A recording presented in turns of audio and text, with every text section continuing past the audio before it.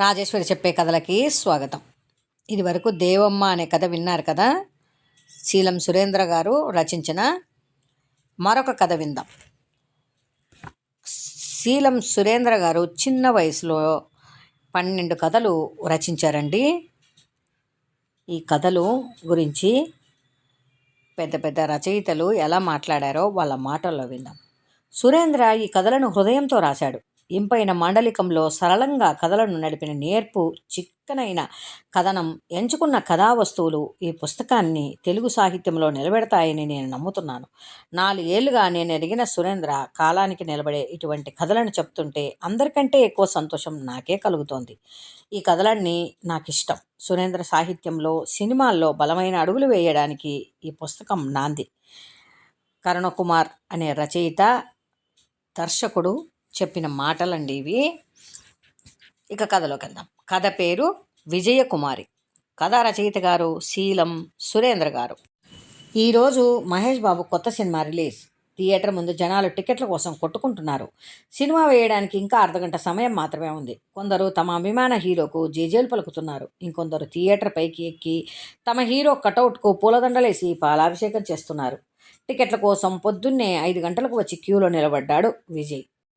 Theatre అంతా జనమే. అంతమందిలో కూడా ఫస్ట్ 2 టికెట్లు తెంపింది విజయే. చేతిలో టికెట్లను పట్టుకొని ఎవరికీ కనబడకుండా తెలిసిన వాళ్ళు విజయ్కు కనబడుతున్న వాళ్ళను పలకరించక ఆ థియేటర్ దగ్గర ఓ మూలన కూర్చొని థియేటర్ గేట్ నుంచి ఏ అమ్మాయి వచ్చినా అటువైపు చూస్తున్నాడు. గంట నుంచి తనకు ఫోన్ చేస్తున్నాడు. స్విచ్ ఆఫ్ అని వస్తుంది. ఎప్పుడు పడనంత టెన్షన్ ఈరోజు పడుతున్నాడు. చేతిలో ఉన్న టికెట్లు తడిచేంత చెమటలు పడుతున్నాయి. లేచి కొద్దిసేపు అటు ఇటు తిరుగుతున్నాడు. చిన్న గదిలో 4 గోడల మధ్య ఇరుక్కొని బయటకు పోలేక చిన్న రెక్కలను అల్లాడిస్తూ ఇబ్బందిగా పడుతున్న తూనీగలాగా కష్టపడుతున్నాడు. పదే పదే ఫోన్ చూసుకుంటున్నాడు. వస్తుందంటావా? ఎందుకు ఫోన్ స్విచ్ ఆఫ్ చేసింది? కొంపదీసి వాళ్ళ ఇంట్లో తెలిసిపోయిందా? నువ్వేం టెన్షన్ పడకు, తను వస్తుంది. చాలా రోజుల తర్వాత కలుస్తోంది కదా, కొంచెం టెన్షన్ పడుతుండొచ్చు. ఏం కాదు, ఇంకో 10 నిమిషాల్లో వస్తుంది చూడు అని విజయ్ మనసు చెప్తున్నా వినకుండా తనలో తాను మాట్లాడుకుంటూ అటు ఇటు ఇటు అటు తిరుగుతూనే ఉన్నాడు. ఏమో మరి ఎందుకో ఈరోజు చాలా భయమేస్తుంది. నిన్న తను అనుకొని వాళ్ళ అక్కతో మాట్లాడా. ఎందుకు గెస్ చేయలేకపోయాను. రాత్రి ఫోన్ చేసినప్పుడు తను కూడా అదే చెప్పి తిట్టింది. ఆ మాత్రం సెన్స్ లేదా అని. ఎప్పుడో ఒకసారి వాళ్ళ ఇంట్లో తెలియాలి కదా, ఇలాగైనా తెలిసిందిలే, ఏం కాదు. ఇప్పుడు కాదు తెలియాల్సింది. అయినా వాళ్ళు ఏంటి, మనమేంటి, అది తలుచుకున్నప్పుడే కదా నా భయం అనుకుంటూ 2 సెకండ్లకు ఒకసారి గేట్ వైపు చూస్తున్నాడు. తనేమీ అలా అనుకోదులే, లేకపోతే ఎందుకు కలుస్తుంది? ఏం కాదులే. ఏం కాదు ఏంట్రా? ఇప్పుడు ఇది కాదు, ఇది గేట్ ర్యాంక్ తెచ్చుకొని ఐఐటీలో ఎంటెక్ చేసి జాబ్తో తన ఇంటికి వస్తానని ఎన్నిసార్లు తనకి చెప్పాననుకున్నావు? గత 10 సంవత్సరాలుగా మీరేంటి, మేమేంటి, ఇది కుదురుతుందా అని తను అడిగిన ప్రతిసారి ఇదే చెప్తున్నావు. అనవసరంగా నా వల్ల ఇప్పుడు తను ఇబ్బంది పడుతుందేమో అనుకుంటూ చేతిలో ఉన్న ఫోన్ తీసి ఇద్దరూ కలిసి తీసుకున్న లాస్ట్ ఫోటోను చూస్తూ చేతితో తన ఫోటోను తడుముతూ ఫేస్ను జూమ్ చేసి తన కళ్ళను చూస్తూ కళ్ళ నిండా నీళ్లు పెట్టుకున్నాడు. అంత టెన్షన్ పడుతూ కూడా ఆ కళ్ళను చూస్తూ నెమ్మదిగా నవ్వుకుంటున్నాడు. తను విజయ్ పక్కన కూర్చొని మన ఊరిలో మనల్ని కలిపిన థియేటర్లో మన అభిమాన హీరో సినిమా చూడాలి అని అడిగింది. అందుకే ఇంత తాపత్రయం. అవును, ఇప్పటిది కాదు వీళ్ళిద్దరి ప్రేమ. 10 సంవత్సరాల కిందట ఇక్కడే ఈ సినిమా థియేటర్ దగ్గరే మొదలయ్యింది. ఇలాంటి జనాల అరుపుల మధ్యే వాళ్ళ మాటలు కలిశాయి. ఈ టిక్కెట్ల గొడవల మధ్యే వాళ్ళ చూపులు కలిశాయి. 2 సంవత్సరాలు ఒకే స్కూల్లో, అందులోనూ ఒకే క్లాస్లో ఉన్న ఎప్పుడూ మాట్లాడుకొని ఇద్దరిని ఈ థియేటరే ఒకటి చేసింది. పోకిరి సినిమా రిలీజ్కు ఒక రోజు ముందు. రేపే విడుదల. పోకిరి మీ ప్రిన్స్ మహేష్ బాబు, అందాల భామ ఇలియానా నటించిన సినిమా కోయలకుంట్ల ఎస్ఎల్విటీలో రేపే విడుదల అంటూ మైక్లో అనౌన్స్ చేసుకుంటూ జీపు ఊర్లోకి వెళ్ళింది. ఊర్లో ఉన్న పిల్లలంతా జీపు వెనక అరుచుకుంటూ పరిగెత్తుతున్నారు. కానీ విజయ్ మాత్రం చర్చి పక్కన ఉన్న దానమయ్య బంకు దగ్గర దాక్కొని ఎప్పుడెప్పుడు ఆ సినిమా పోస్టర్ గోడకు అంటిస్తారో అని ఎదురు చూస్తూ ఉన్నాడు. ఊర్లో దర్గా దగ్గర అయిపోయిన తర్వాత ఇక్కడే పోస్టర్ అంటిస్తారని తెలిసే పోస్టర్ కోసం నక్కలాగా మాటేసి కూర్చున్నాడు.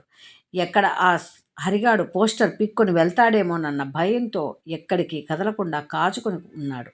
పెద్ద పోస్టర్ అక్కడ అతికించి జీపు ఆ బంకు దాటగానే ఇంకా వెనక్కి జీపు రాదని గమనించి పులిలాగా బయటకొచ్చి అంటించిన పోస్టర్ పీక్కొని ఇంటి వైపు పరిగెత్తుకుని వెళ్ళిపోయాడు. ఇంట్లోకి వెళ్ళగానే బ్లేడ్ తీసుకొని పోస్టర్ను కత్తిరించడంలో నిమగ్నమయ్యాడు విజయ్. బయటకు వెళ్ళి ఇంటికి వచ్చిన వాళ్ళమ్మ విజయ్ని చూడగానే, మళ్ళీ మొదలెట్టినావా నాయనా, ఏం వచ్చాదిరా దాంతో ఊరికే ఇల్లంతా గబులేపుకుంటా అని అరుస్తున్నా వినిపించుకోకుండా పోస్టర్ కత్తిరిస్తున్నాడు. నిన్నేరా అడుగుతాంది, వినపలేదా ఏంది? నువ్వు ఉండు మా రోజుసేపు, సరిగ్గా చేయకుంటే బాగా రాదు. లాస్ట్ సారి ఆ హరిగాడు ఎన్టీఆర్ బొమ్మ వాళ్ళ వాకిలికి కనిపించి ఎంత బిల్డప్ కొట్టినాడు అనుకున్నావు. ఇట్టా చూడు, దాన్ని మించి ఉంది మన హీరో పోస్టర్, అదిరిపోయింది కదా అంటూ గర్వంగా వాళ్ళ అమ్మకు చూపిస్తూ నవ్వాడు. అమ్మ, రేపు నాకు ఒక 30 రూపాయలు ఉంటే ఈమె సినిమా రిలీజ్ అవుతాంది, సినిమాకు పోతా. 30 రూపాయలేనా? ఇంకేం వద్దా? ముందు బడికి పో, వెళ్ళి ఆ చేతులు కాళ్ళు కడుక్కొని రా, బువ్వ పెడతా. విజయ్ కత్తిరిస్తున్న పోస్టర్ పక్కన వేసి కోపంగా అన్నాడు. ఒక్కరోజు బడికి పోకుంటే ఏం కాదులేమ్మా, నాకంటే ముందు ఆ ప్రదీప్ గాడు భరత్ గాడు సినిమా చూసొచ్చి అట్టా జరిగింది ఇట్టా జరిగింది అని చెప్తారు. చెప్తే చెప్పనీలే, ఏం కాదు, నిదానంగా బోదులే, మునిగిపోయింది ఏం లేదు. రేపు కదా బొమ్మ వచ్చేది, చాలా రోజులు ఉంటుంది. అట్నే అంటావు, మళ్ళీ లాస్ట్కి యాదొక సాగు చెప్తావు. అప్పుడు కూడా అంతే, పంపించా అని చెప్పి పంపించలే. వాళ్ళిద్దరూ సినిమా చూసొచ్చి బడిలో అందరి ముందు హీరోలు అయిపోయారు. ఈసారి అలా ఏం లేదు, వాళ్ళకన్నా ముందు నేనే పోవాలి. అట్లా అయితే అన్నం తింటా, లేకుంటే లేదు, చెప్తున్నా చూడు అన్నా. నేనేం వద్దులే అనట్లేదు, నా దగ్గర ఇప్పుడు లెక్క లేదు. రేపు పనికిపోయిన లెక్క వచ్చాది. ఆదివారం పూట పోదులే, ముందు రాపో బోదిందు అని వాళ్ళమ్మ లోపలికి వెళ్తుంటే, అయితే ఉండు మరి, ఈ పోస్టర్ ఆఖరికి కనిపించి వచ్చా అంటూ బయటికి వెళ్ళాడు విజయ్. ఆదివారం రోజు థియేటర్ చుట్టూ జనమే. 9 గంటల బస్సు కోయలకుంట్లకు వచ్చేసరికి 10:30 అయింది. దీని అమ్మ, అనవసరంగా వచ్చినాంరా ఈ బస్సుకు, తొందరగా బయలుదేరి మెట్టదాకా నడిచొచ్చుంటే బాగుండు, టికెట్ దొరుకుతాయో లేదోరో అని తిట్టుకుంటూ విజయ్, శివ ఇద్దరు థియేటర్ లోపలికి వెళ్ళారు. రే, ఇంతమంది ఉండారు ఏంట్రా, టికెట్ దొరుకుతుందా లేదా అనుకుంటా క్యూ దగ్గరకు పరిగెత్తి 2 టికెట్లు తీసుకోమని క్యూలో నిలబడి ఉన్న వాళ్ళని అడుగుతున్నాడు విజయ్. రే విజయ్ ఇటురా, ఎవరైనా తెలిసిన వాళ్ళు ఉంటే ఇద్దాం అని చుట్టూ చూస్తూ ఉండగా లేడీస్ క్యూలో శివకు తను కనపడింది. రే విజయ్, అదోరా మన క్లాస్ అమ్మాయి క్యూలో నిలబడింది, పోయి లెక్క ఇరా అంటూ చేతిలో ఉన్న డబ్బులు విజయ్ చేతిలో పెట్టాడు శివ. మన క్లాస్ అమ్మాయా, సినిమాకు వచ్చిందా, ఎవర్రా అంటూ జనాలను దోసుకుంటూ ముందుకు వచ్చి చూశాడు విజయ్. అప్పుడు చూశాడు తనని. లూజ్ హెయిర్ వదిలి గ్రీన్ పంజాబీ డ్రెస్ వేసుకొని 2 కనుబొమ్మల మధ్య స్టిక్కర్ పెట్టి దాని కింద కుంకుమ పెట్టుకున్న తనని చూసి అలానే ఉండిపోయాడు విజయ్. 1,00,000 కవితలు చెప్పించగల కళ్ళను క్లాస్లో ఎప్పుడూ చూసింది లేదు, అసలు గమనించనే లేదు. రే విజయ్, పోరా, పోయి ఇయ్యరా. అంతలోపే నేను తిన్నికి సమోసాలు తీసుకొస్తా అంటూ క్యాంటీన్ వైపు పరిగెత్తాడు శివ. ఆమె ఎప్పుడు చూడనంత కొత్తగా కనపడింది. వెన్నెల కురిపించే చందమామలా ఉంది. కళ్ళార్పకుండా అతననే చూస్తూ ఆమె వైపు నడిచాడు విజయ్. ఆమె దగ్గర నిలబడి తన నల్లటి కళ్ళ వైపే చూశాడు. ముక్కు మీద చిన్న చిన్న స్వేద బిందువులతో నవ్వుతున్నప్పుడు సొట్టపడే ఆ బుగ్గలతో వెలిగిపోతున్న తన ముఖం వైపే చూస్తూ కళ్ళతో నవ్వుకుంటున్నాడు. అక్కడ విజయ్ని చూడగానే పెరట్లో గులాబీ పువ్వు విచ్చుకున్నట్లు నవ్వి విజయ్ చేతిలో ఉన్న డబ్బులు చూసి, నువ్వేంటి, టికెట్లు దొరకలేదా అని విజయ్ని అడుగుతుంటే చూపు తిప్పకుండా తన వైపే చూస్తూ తల అడ్డంగా ఊపాడు విజయ్. సర్లే, ఎన్ని టికెట్లు? 2 అని చేత్తో చూపించాడు. ఎవరెవరు వచ్చారు? నేను శివ వచ్చినాము అని క్యాంటీన్ వైపు చూపిస్తూ డబ్బులు తనకి ఇచ్చాడు. అవునా, నేను మా అక్క వచ్చాము, నువ్వెళ్ళు, టికెట్లు తీసుకొని వస్తా అని ఎర్రని మందారం పువ్వులా నవ్వింది. నవ్విన ఆ పెదాలను, సొట్టలు పడుతున్న బుగ్గలను చూస్తూ మురిసిపోతూ థియేటర్ గేటు దగ్గర తనని చూస్తూ కూర్చున్నాడు. ఇంతలో శివ సమోసాలు తీసుకొని అమ్మాయి దగ్గరికి వెళ్ళి మాట్లాడాడు. విజయ్ ఎక్కడున్నాడో చుట్టూ చూసి మూలన కూర్చొని ఉన్న విజయ్ని గమనించి అక్కడికి వెళ్ళి పక్కన కూర్చున్నాడు శివ. బతికిపోయాంరా బాబు, ఇంతమందిలో టికెట్లు దొరుకుతాయో లేదో అనుకున్నా. ఎలాగో కుమారి ఉండబట్టి సరిపోయింది, లేదంటే నెక్స్ట్ షో దాకా కూర్చోవాల్సి వచ్చుండు. షర్టుపై బటన్ తీస్తూ కాలర్ పైకెత్తి క్యూలో నిలబడి ఉన్న కుమారి వైపు చూస్తూ, ఏముందిరా కుమారి, ఆ స్టిక్కర్, దాని కింద కుంకుమ, మన కోసమే దిగి వచ్చిన దేవతలా ఉందిరా శివ. అవురా, క్లాసులో ఎప్పుడూ చూడలేదా ఏంది? ఈ సంవత్సరమే వాళ్ళ అక్క కూడా మన బడిలోనే జాయిన్ అయింది 10th క్లాస్లో. అవునా అంటూ శివ వైపు చూశాడు విజయ్. ఇద్దరిని గమనిస్తూ టికెట్లు తీసుకొని వచ్చి శివకిచ్చి, త్వరగా రండి సినిమా స్టార్ట్ అవుతుంది అంటూ వాళ్ళ అక్కతో పాటు హాల్లోకి వెళ్ళిపోయింది కుమారి. ఇద్దరూ కూడా వాళ్ళతో పాటు హాల్లోకి నడిచారు. సోమవారం పొద్దునే 7 గంటలకే పుస్తకాలు సైకిల్పై రగిలించుకొని శివ ఇంటికి ముందు నిలబడ్డాడు విజయ్. తయారైనావా? బెరిగిన బోదందా అని సైకిల్ బెల్ కొడుతూ శివని పిలుస్తున్నాడు. రోజు 9:30 అయితే గాని బడికెళ్ళని శివ ఆ రోజు విజయ్ని చూడగానే, ఏందిరా టైం చాలా ఉందిగా అప్పుడే వచ్చినావేంది, కొంపదీసి పరిచయం లేదు కదా అంటూ చేతిలో పళ్ళపొడేసుకుని బయటకు వచ్చాడు.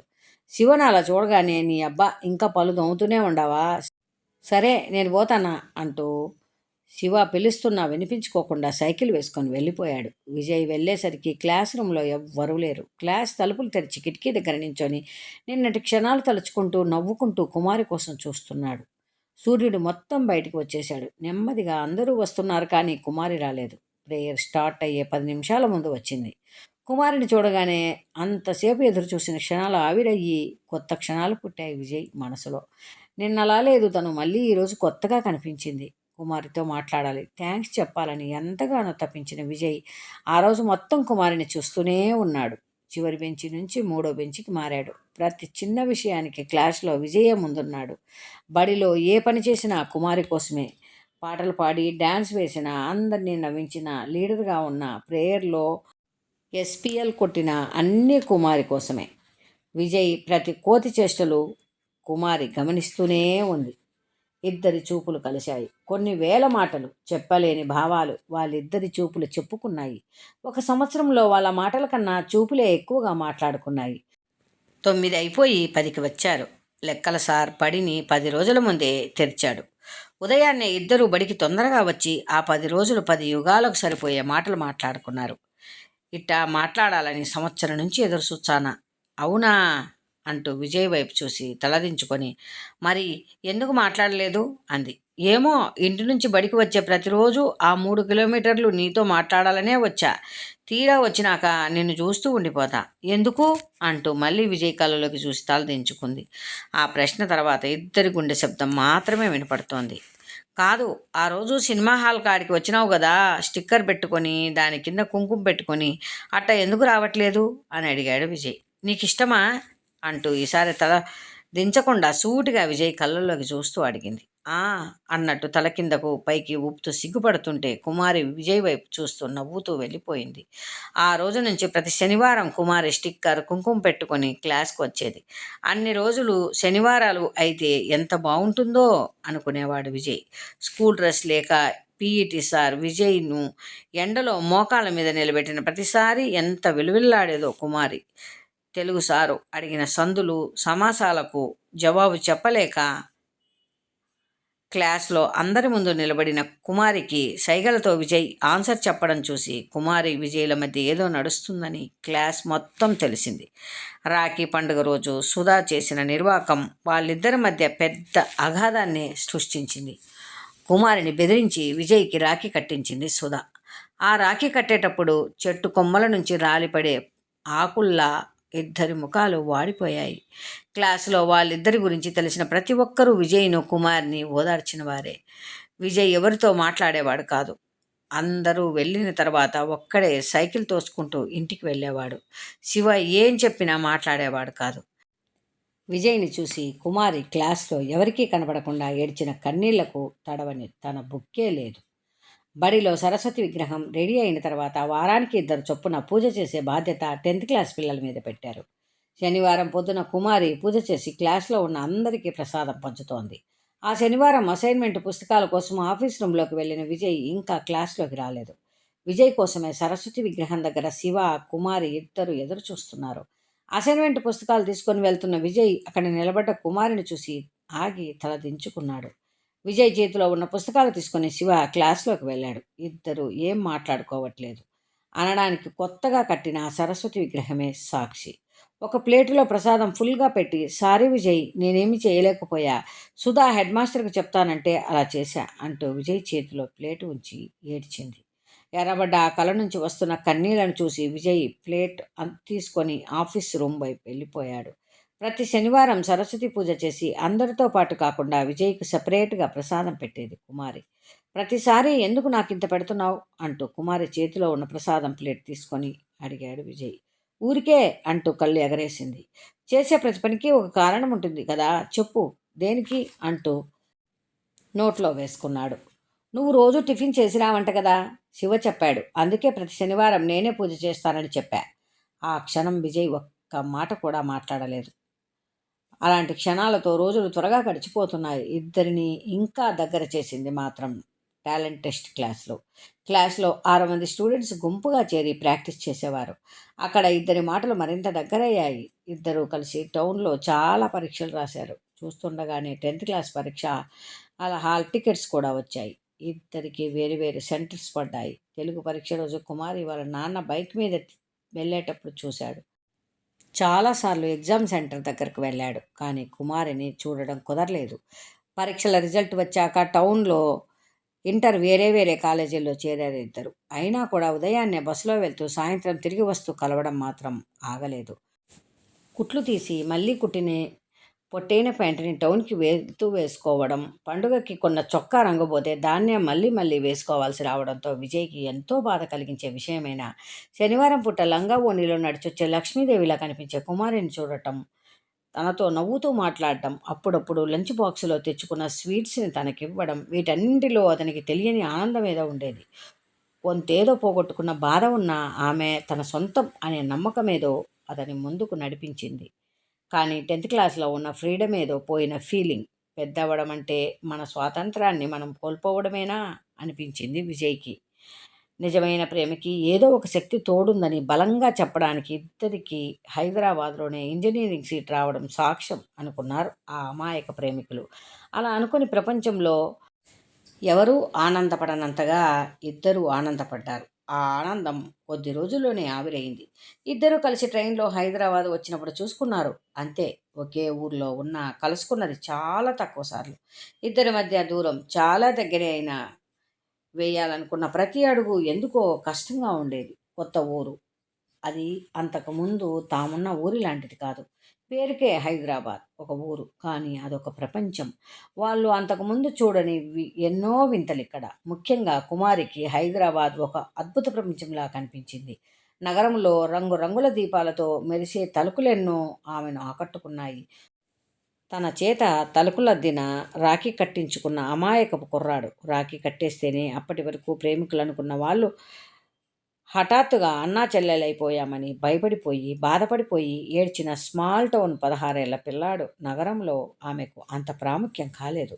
కష్టపడి చదువుకొని ఇద్దరి మధ్య దూరాన్ని తగ్గించుకోవాలనే ఒకే ఒక్క సంకల్పంతో ముందుకు నడిచాడు విజయ్. మొదటిసారి మొబైల్ ఫోన్ కొనుక్కున్న ఆనందం కన్నా అందరిలో కుమారి ఫోన్ నెంబరే మొదటిగా సేవ్ చేసుకోవడం, మొదటి కాల్ తనకే చేయడంలో ఇంకా ఎక్కువ ఆనందాన్ని పొందాడు విజయ్. తన ఫోన్లో తీసుకున్న మొదటి ఫోటో ఆమెదే, మొదటి సెల్ఫీ కూడా ఆమెతోనే. ఎప్పుడైనా కలుద్దామని కుమారి అడిగిన ప్రతిసారి ఏదో ఒక అడ్డు తగిలేది, కానీ అడ్డు తగిలించుకునేవాడు. కుమారి కాఫీ డేలో కలవాలంటే అందుకయ్యే ఖర్చు వారం రోజుల అతని మెస్ బిల్. అందుకే ఎప్పుడైనా కలుసుకున్న కాఫీలతో కాకుండా చూపులతోనే ఆమెతో సమయాన్ని గడిపేసేవాడు. ఆ 4 సంవత్సరాలు కొన్ని మాటలు, కొన్ని మధురమైన క్షణాలు, చిన్న చిన్న గొడవలతో గడిచిపోయాయి. 2 ఏళ్ళు ఎంటెక్ కోసం చెన్నై వెళ్ళిపోయిన కుమారి మాత్రం అతని జ్ఞాపకాలను వదిలి వెళ్ళలేదు. తొలి ప్రేమ గొప్పతనం ఇదేనేమో. ఎంటెక్ అయిపోయి ఉద్యోగం తెచ్చుకొని పండగ సెలవుల్లో ఊరికి వచ్చాడు విజయ్. చాలా రోజుల తర్వాత అమ్మని చూసినప్పుడు కలిగిన ఆనందం కంటే సాయంత్రం శివతో కలిసి బైక్ మీద కుమారి ఇంటి మీదుగా వెళ్తుంటే పొందిన ఆనందం ఎక్కువ. కుమారికి ఫోన్ చేస్తే ఊర్లో కొత్తగా పెట్టిన బేకరీకి రమ్మంది. జీన్స్ ప్యాంట్, టీ షర్ట్ వేసుకొని సినిమా హీరోయిన్లా వచ్చింది కుమారి. చాలా రోజుల తర్వాత కుమారిని కలవడం ఎంతో బాగుంటుందనుకున్నాడు విజయ్. కానీ ఎందుకో చాలా ఇబ్బందిగా అనిపించింది. ఏం మాట్లాడాలి? నాకిప్పుడు మంచి ఉద్యోగం ఉంది. మీ ఇంటికొచ్చి మన ప్రేమ గురించి చెప్పేస్తానని అడుగుదామనుకున్నాడు. కానీ ఎందుకో నోట్లో నుంచి ఆ మాట రాలేదు. 2 ఏళ్ల దూరమా అది? విజయ్ ఆలోచనల్ని చెల్లా చెదరు చేస్తూ, రేపేం చేస్తున్నావు అడిగిందామె. ఏం లేదు. మనం సినిమాకి వెళ్దామా? ఆశ్చర్యంగా చూశాడు విజయ్. మన ఊరిలో మనల్ని కలిపిన థియేటర్లో మన అభిమాన హీరో సినిమా చూడాలి అంది కుమారి. నిజంగానా అన్నాడు. ఒక్కొక్కరు థియేటర్లోకి వెళ్తున్నారు. ఈ రోజు కోసమేనా అన్నట్టు విజయ్ ఎదురు చూస్తూ కూర్చున్నాడు. బ్యాడ్మింటన్ కోర్టులో వేప చెట్టు కింద 6th క్లాస్ నుంచి 10th క్లాస్ దాకా పెద్ద వరండాలో ఇద్దరు నడుచుకుంటూ వస్తూ మాట్లాడుకుంటున్న మాటలు స్కూల్ ముందుకు వచ్చింది నా వరద నీటిలో ఇద్దరూ కలిసి నడిచిన రోజులు గుర్తుకొస్తున్నాయి. విజయ్లో టెన్షన్ పెరిగిపోయింది. థియేటర్ బయట ఒక్కడే మిగిలిపోయాడు. తను వస్తుందేమో అని గేట్ వైపు చూస్తూ నిలబడ్డాడు. థియేటర్ బెల్ మోగుతోంది, కానీ ఆమె వస్తున్న జాడలేదు. చేతిలో చెమటకు తడిసిపోయిన 2 టికెట్లు కింద పడ్డాయి. థియేటర్ బెల్ వాళ్ళ బడి గంటలా వినపడింది. ఒక్కసారి ఆ థియేటర్ వాళ్లకు బడిలా మారిపోయింది. ఇదండి కథ. ఈ కథ ఇంతటితో సమాప్తం. మీకు ఈ కథ నచ్చినట్లయితే లైక్ చేయండి, షేర్ చేయండి, సబ్స్క్రైబ్ చేయండి. మీ విలువైన అభిప్రాయాలని కామెంట్ బాక్స్లో తెలియజేయండి. మరొక చక్కటి కథతో మళ్ళీ కలుద్దాం.